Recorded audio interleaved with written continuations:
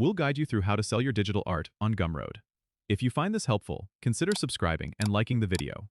First, go to the Gumroad website and sign in to your account.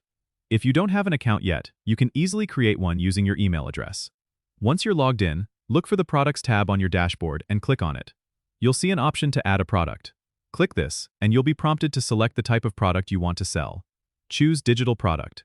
Now, you'll enter your product details. Start with a catchy title that describes your art, and then write a compelling description highlighting what makes your art unique.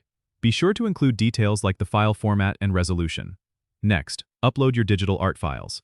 Gumroad allows you to upload various file types, so make sure your files are within the size limit and are in a format that your customers can use.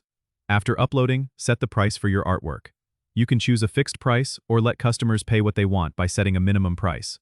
This can be a great way to attract buyers who might pay more if they really love your work. With pricing set, it's time to customize your product page. Add a cover image that will grab attention and consider including additional preview images or a short video showcasing your art. This visual appeal can make a big difference in attracting buyers. Once everything looks good, click Publish to make your art live on Gumroad. Finally, share your Gumroad link on social media platforms and with your email list to boost visibility and sales.